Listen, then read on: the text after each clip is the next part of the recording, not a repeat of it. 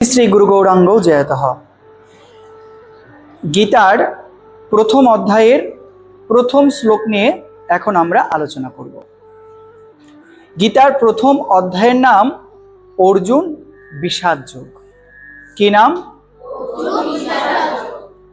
বিষাদ শব্দের অর্থ দুঃখ, অর্থাৎ অর্জুনের অন্তরে দুঃখের প্রকাশ হলো যখন কুরুক্ষেত্রের রণাঙ্গনে দেখলেন প্রতিপক্ষ শ্বশুর, ভাই, শ্যালক, সম্বন্ধী এই প্রকার নিজের পরিবারবর্গকে তাকে হত্যা করতে হবে।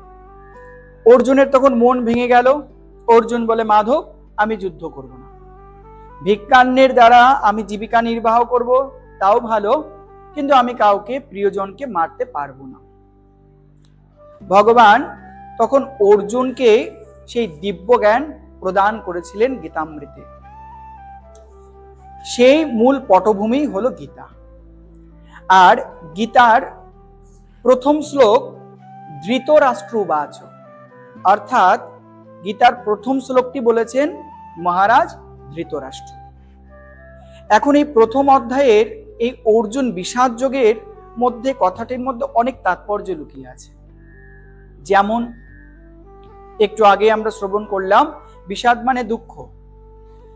দেখো, যুদ্ধক্ষেত্রে কারো যদি হাত পা ভেঙে যায় তবে তাকে দমানো যায় না, যদি তার উদ্যম ঠিক থাকে।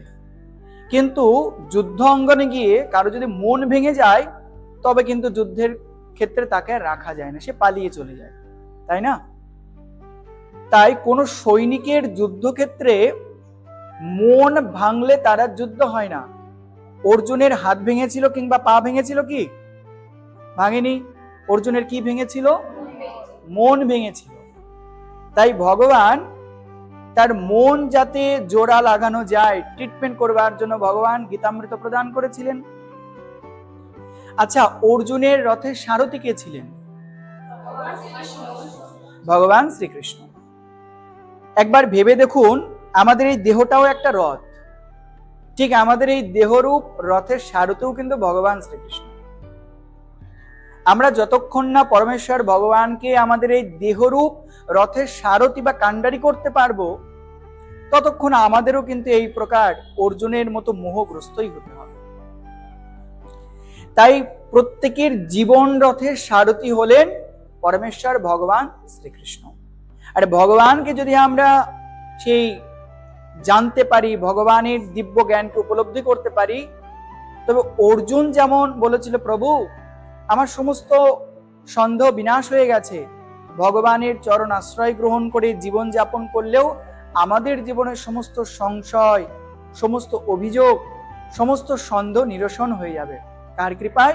ভগবান শ্রীকৃষ্ণের কৃপায়। তার জন্যই তো এই গীতামৃত জ্ঞান লাভ করা, তার জন্যই তো গীতা পড়া। তাই গীতা কোনো মূল এই শ্লোক সংস্কৃত, এটা আমাদের শুধু সংস্কৃত মুখস্থ নয়, আমাদের জীবনে এটাকে অ্যাপ্লাই করতে হবে, তবেই গীতা পাঠ আমাদের সার্থক হবে। দেখুন প্রথম শ্লোক এখানে লেখা আছে, তো শ্লোক আমরা উচ্চারণ করব তার আগে একটা জিনিস লক্ষ্য করুন।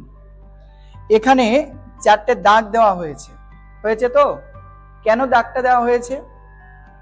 কুরুক্ষেত্রের পর্যন্ত একটি দাগ, সমবেতা যুধুৎসব একটি দাগ, এই প্রকার কেন দাগ দিয়েছি? এখানে দেখুন 8টি করে অক্ষর আছে। এটা মূলত অনুষ্টুপ ছন্দে রচিত। ছন্দ কি? অতি সংক্ষেপে যদি বলতে হয়, ছন্দ মানে গতি। ছন্দ মানে কি? গতি। কোন গতিতে চলবে সেটাই ছন্দ নির্ধারণ করে দেয়। এই টোটাল শ্লোকে 32টা অক্ষর আছে। চলো একবার আমরা গুনে নিই। 1 2 3 4 5 6 7 8। কটা হলো? 1 2 3 4 5 6 7 8। কটা হলো? কিন্তু আপনারা বলবেন, না তো 9টা, তো এই যে ভেতরে আরেকটা গণনা করা হলো না। যুক্ত অক্ষর পূর্ববর্তী অক্ষরের সঙ্গেই গণনা করা হয়, পৃথক কোনো অক্ষর রূপে ধরা হয় না। বোঝা গেল? তাহলে এখানে কটা হলো? 8টা। 1 2 3 বলবে যে এই অক্ষরটা বিসর্গ না, এটাও পূর্ববর্তী অক্ষরের সঙ্গে যুক্ত হয়ে গেছে, এটা পৃথক কোনো অক্ষর নয়। তাহলে 1 2 3 4 5 6 7 8 কটা হলো? ঠিক সেই প্রকার তলবস্য আর চ দুটো যুক্ত বর্ণ এক অক্ষর হয়েছে। 1 2 3 4 5 6 7 8 কটা হলো? 4টে 8 হলো, যোগ করলে কত হচ্ছে? 32। এই যে 32টা অক্ষর, এটা অনুষ্টুপ ছন্দের লক্ষণ। অনুষ্টুপ ছন্দে 32 অক্ষর হয়। এই 32 অক্ষর একবার উচ্চারণ হবে না, একটা ছন্দে ছন্দে উচ্চারণ হবে, যার কারণে আমরা শ্লোক উচ্চারণ করতে গিয়ে যে 8 মাত্রা আসবে আমরা একটু থামবো, আমরা দম নেব, তারপরে আবার 8টি অক্ষর উচ্চারণ করব। ঠিক এইভাবে মূল শ্লোকটা আমরা উচ্চারণ করব। এবার কথা, আমরা উচ্চারণ কিভাবে করব? দেখো, আমরা বাংলা এটাকে কি বলে? ক্ষেত্রে, তাই না? কিন্তু সংস্কৃতে উচ্চারণ হবে ক্ষেত্রে। কি উচ্চারণ হবে? বেশ। আবার দেখো, এখানে এটা সমবেতা, তাই তো? বাংলা আমরা বলবো সমবেতা, কিন্তু সংস্কৃতে দন্তস্ব উচ্চারণে সা কি হবে? তাহলে আমরা উচ্চারণ করব সমবেতা। কি বলবো? হ্যাঁ। এখানে দেখো যুদুৎসবঃ, তাই তো? এই যুদুৎসব কথাটা আমরা কিভাবে উচ্চারণ করব?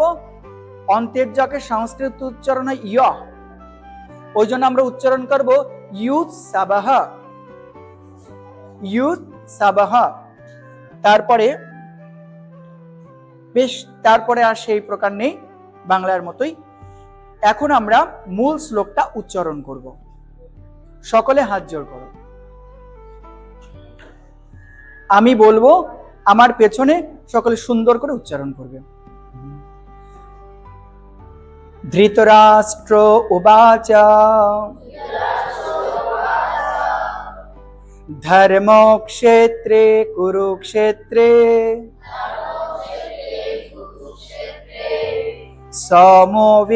সমবেতাयुत्सवः मामकाः पाण्डवाश्चैव किं कुर्वात सञ्जय। বেশ, আমি আবার বলছি, সকলে শোনো। ধর্মক্ষেত্রে কুরুক্ষেত্রে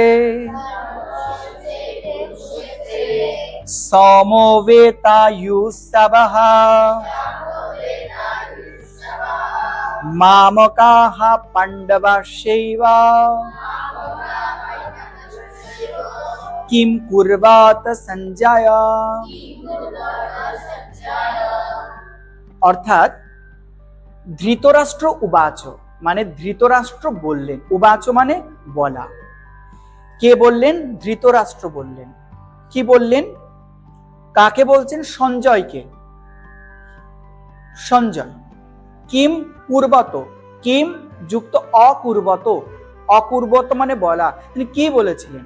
সঞ্জয়কে তিনি কি বললেন? হে সঞ্জয়, বললেন ধর্মক্ষেত্রে কুরুক্ষেত্রে, হে সঞ্জয়, ধর্মভূমি কুরুক্ষেত্রে সমবেতা युत्सवः, সমবেতা মানে সম উপস্থিত, যুযুৎসব শব্দের অর্থ যুদ্ধ করবার ইচ্ছা। যুদ্ধ করবার ইচ্ছায় মামকাহ মানে আমার পুত্রগণ, দুর্যোধনাদি আমার পুত্রগণ, পাণ্ডবাশ্চৈব, পাণ্ডব চ যুক্ত এব মানে আমার পুত্রগণ এবং পাণ্ডুর পুত্রগণ, তারা কিম অকুর্বত সঞ্জয়, তারা সেখানে উপস্থিত হয়ে কি করলো আমাকে বলো। এর অর্থ আমরা শুনলাম, কিন্তু এর অর্থটার মধ্যে অনেক কিছু দার্শনিক তত্ত্ব লুকিয়ে আছে। আমরা সেইগুলো আমাদের শ্রীধর গোস্বামী বা আমাদের আচার্যগণের টিকার মাধ্যমে সেগুলো জানার প্রচেষ্টা করব। প্রথমেই যদি প্রশ্ন করা হয়, তো দেখো যুদ্ধক্ষেত্রে তো মানুষ যুদ্ধই করতে আসে, প্রথমেই বলছে যুযুৎসবহ, যুদ্ধ করবার জন্য এখানে এসেছে। তো যুদ্ধক্ষেত্রে কেউ এসে ক্রিকেট খেলবে, ফুটবল খেলবে, চাউমিন খাবে? তো না। তো যুদ্ধক্ষেত্রে তো যুদ্ধই করবে। তো এখানে ধৃতরাষ্ট্র কেন জিজ্ঞাসা করলেন তারা কি করছে? এ জিজ্ঞাসা করা তো মানে ব্যর্থ জিজ্ঞাসা। যুদ্ধক্ষেত্রে তো যুদ্ধই করবে, তাহলে কেন জিজ্ঞাসা করলো? তো এর পেছনে অনেক বড় একটি দার্শনিক তত্ত্ব লুকিয়ে আছে। কি তত্ত্ব? প্রথমেই বলা হলো ধর্মক্ষেত্রে কুরুক্ষেত্রে। মনে করো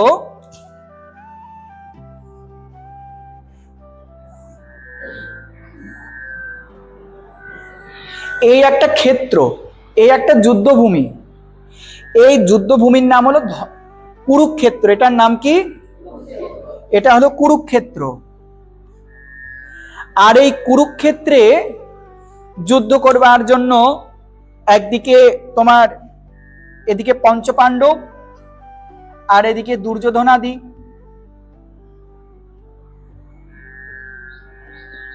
পঞ্চপাণ্ডব আর এদিকে দুর্যোধনাদি আছে।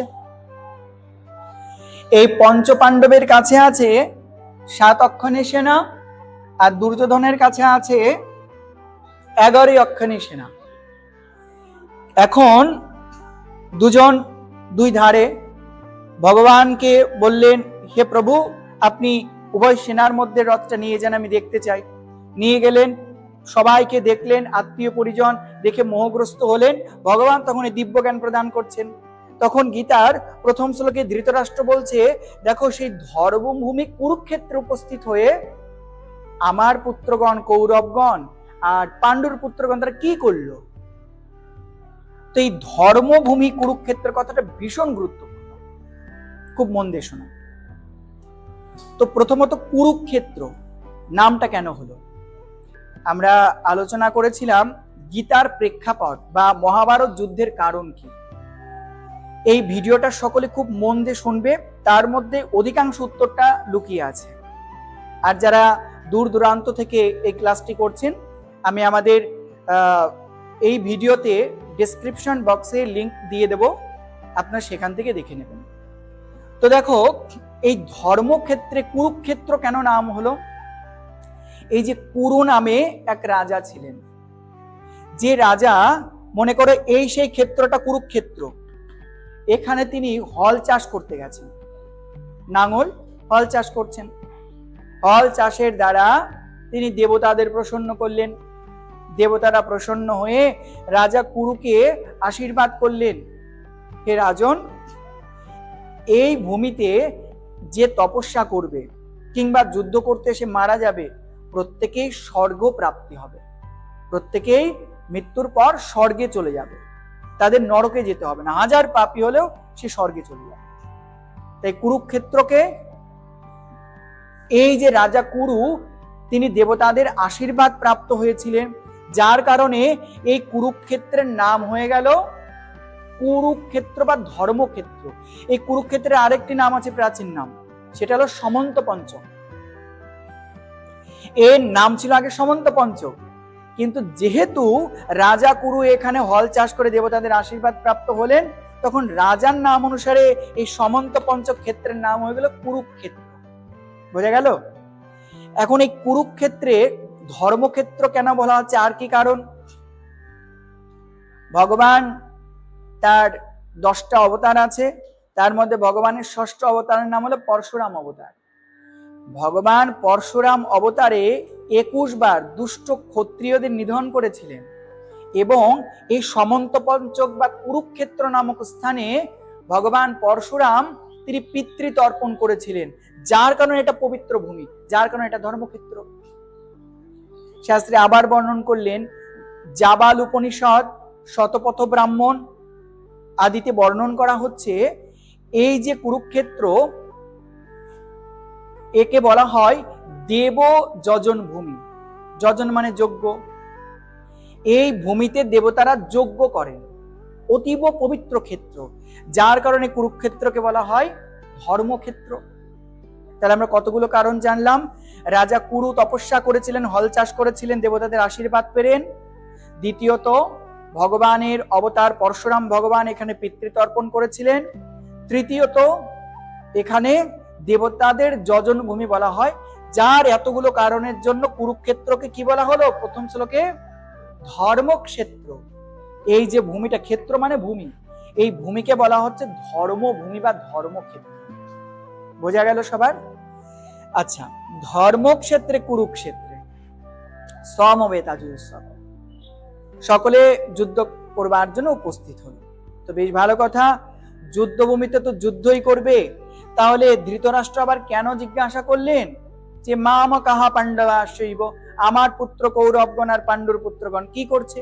এটা ব্যর্থ প্রশ্ন। বস্তুত ব্যর্থ নয়, এই কারণে ধৃতরাষ্ট্র জিজ্ঞাসা করেছে, দেখো এটা তো ধর্মভূমি, পবিত্র ভূমি। পবিত্র ভূমির একটা মহিমা আছে কি নেই? আছে তো। আমরা কোনো দেবালয়ে, কোনো তীর্থস্থানে গেলে অটোমেটিক আমাদের মনটা পবিত্র হয়ে যায়, যায় কিনা? ওটাই ক্ষেত্রের মাহাত্ম্য। ঠিক সেই প্রকার ধৃতরাষ্ট্র চাতুর্যের সঙ্গে জিজ্ঞাসা করছে, ওই ধর্মভূমি তো পবিত্র ভূমি, ওই পবিত্র ভূমিতে গিয়ে আবার যুদ্ধ করবার জন্য তাদের মন আবার পরিবর্তন হয়ে গেল না তো? আমার পুত্রগণ, পাণ্ডুর পুত্রগণ মন আবার চেঞ্জ হয়ে গেল না তো? এমন তো নয় যে তারা আর গিয়ে বললো ধর্মভূমির প্রভাবে না না যুদ্ধ করবো না। কারণ ধৃতরাষ্ট্রের মুখে আছে এক কথা, অন্তরে আছে আর এক কথা। ধৃতরাষ্ট্র মুখে বলছে না না এ যুদ্ধ না হলেই ভালো, আর অন্তরে বলছে যুদ্ধ হওয়াটাই বাঞ্ছনীয়।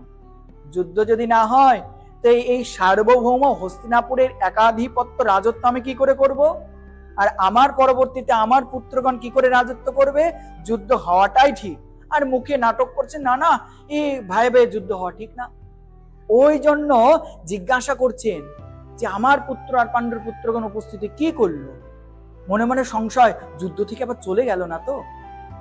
দেখো, এর কিছুটা প্রভাব কিন্তু অর্জুনের ওপর পড়েছে, ক্ষেত্রের প্রভাব পড়েনি?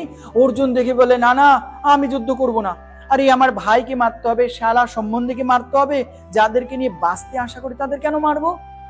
যুদ্ধক্ষেত্রের সেই ধর্মক্ষেত্রের প্রভাব দুষ্ট দুর্যোধনের ওপর না পড়লেও অর্জুনের উপর পড়েছিল। যদিও ভগবান পরবর্তীতে বলছেন, অর্জুন এটা তোমার মোহ নাশ করো, এই মোহ নাশ না করলে কেউ কেউ তোমার ভাই নয়, কেউ তোমার আত্মীয় নয়, এই সকলে যে দেহ দেখছো এ দেহ নয়, এ চিন্ময় আত্মা। কে কাকে বধ করবে সব তো আমি পূর্বে করেই রেখেছি। নিমিত্ত মাত্রান বাবা সভ্য সাচিন, তুমি তো নিমিত্ত মাত্র হবে, তুমি আমার উপদেশ অনুসারে কাজ করো। তাহলে এই প্রশ্নের মধ্যে কতটা গুরুত্বপূর্ণ দার্শনিক দৃষ্টিকোণ লুকিয়ে আছে। বস্তুত ভগবান বেদব্যাসজি তিনি এই যুদ্ধের প্রারম্ভে অন্ধ্র ধৃতরাষ্ট্রকে বলেছিলেন, দেখুন আপনি তো জন্মান্ধ, তো এই যুদ্ধ বিশাল বড় যুদ্ধ হবে, আপনি তো দেখতে পাবেন না, তো আমি আমার তপস্যার দ্বারা আমি আপনাকে চক্ষু প্রদান করছি, আপনি দেখতে পাবেন। ধৃতরাষ্ট্র কিছুক্ষণ নীরব থেকে চিন্তা করছে, সারা জীবনে কিছু দেখলাম না, কাউকে দেখলাম না, আর জীবনে চোখ খুলে প্রথমেই নিজের পুত্রগণের রক্ত দেখবো, মারামারি কাটাকাটি দেখবো না, এটা কখনোই উচিত না। তখন বললেন, হে বেদব্যাসজি আপনি এক কাজ করুন, আপনি এই দিব্য চক্ষু আমাকে না দিয়ে আমার ছায়া সঙ্গী যে সঞ্জয়, আপনি তাকে প্রদান করুন, সঞ্জয় দেখবে আর আমাকে বর্ণন করুন। একবার ভেবে দেখো, কুরুক্ষেত্র আর হস্তিনাপুরের দূরত্ব 170 থেকে 171 কিলোমিটার দূরত্ব। এত দূরে ঘরে বসে সঞ্জয় হৃদয়ে দেখছেন বেদব্যাসের কৃপায়, আর ধৃতরাষ্ট্রকে সে উত্তর প্রদান করছেন। তাহলে এখানে ধর্মক্ষেত্রে, ধর্মক্ষেত্র কেন? এটা পবিত্র ধর্মভূমি, সেই কুরুক্ষেত্রে সকলে যুদ্ধ করবার জন্য উপস্থিত হলো। মামকাহা পাণ্ডবাশ্বৈব। আচ্ছা, এখানে আরেকটি তাৎপর্য যে মামকাহা পাণ্ডবাশ্বৈব, আরে পাণ্ডুর পুত্রগণ তারা তো নিজের ভাইয়ের পুত্র, তাই না? তো বলতে পারতো আমার ভাইয়ের পুত্রগণ, তা আবার কেন বলছে মামকাহা? এখানে বলে দিচ্ছে আমার পুত্রগণ, বহুবচনান্ত শব্দ, আমার পুত্রগণ, পাণ্ডুর পুত্রগণ, আলাদা আলাদা কেন দেখছে? ওই যে প্রথমে বললাম না, ধৃতরাষ্ট্র শুধু জন্মান্ধই নয়, মোহও অন্ধ, অজ্ঞান অন্ধকারে অন্ধ, যার কারণে তার দৃষ্টিতে তার পুত্রগণই তার পুত্র, তার ভাইয়ের পুত্র তার পুত্র নয়। ওই জন্য নিজের পুত্রগণকে বলছে কৌরব, আর ভাইয়ের পুত্রগণকে বলছে পাণ্ডব। বস্তুত পাণ্ডবগণও তো কৌরব, কুরু বংশে যারা জন্মে সকলেই কৌরব, কিন্তু ভেদাভেদ তৈরি করে দিচ্ছেন, আমার পুত্রগণ আলাদা, পাণ্ডুর পুত্রগণ আলাদা। আর ধৃতরাষ্ট্রের মধ্যে এই প্রকার একটা বাসনা বা ভাবনা ছিল, দেখো যুদ্ধ করতে গেলে তাকে তো সৈন্য প্রয়োজন, ঢাল তলোয়ার প্রয়োজন। আমাদের কাছে আছে কত অক্ষয়ণী, 11 অক্ষয়ণী সেনা, আর ওই অর্জুনদের পাণ্ডবদের পাশে মাত্র 7 অক্ষয়ণী। আরে থাক না কৃষ্ণ তাদের পক্ষে, তাও তো আবার যুদ্ধেও অস্ত্র ধরবে না, কি আসে যাবে? আমাদের পক্ষে পিতামহ স্বয়ং ভীষ্মদেব আছেন, গুরু দ্রোণাচার্য আছেন, বড় বড় মহারথী আছেন, আমাদেরকে কেউ যুদ্ধে পরাজিত করতে পারবে না। এ যুদ্ধে আমার পুত্রগণেরই জয় হবে, আর আমি সার্বভৌম রাজত্ব ভোগ করব। আমার পুত্রগণ আমার পরবর্তীতে সার্বভৌমই হস্তিনাপুর এ রাজত্ব ভোগ করবে। ওই জন্য ধৃতরাষ্ট্র জিজ্ঞাসা করছেন কি করলো? তারা যুদ্ধ বানচাল করে দিয়ে আবার সন্ধি করে নেয়নি তো? সন্ধি যেন না করে, এই প্রকার মনে মনে ভাবনা। তাহলে প্রথম শ্লোকটি আমরা সবাই আবার উচ্চারণ করব। ধর্মক্ষেত্রে কুরুক্ষেত্রে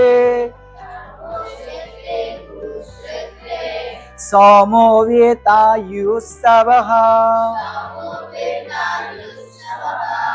মামকাঃ পাণ্ডবাশ্চৈব কিম অকুর্বত সঞ্জয়।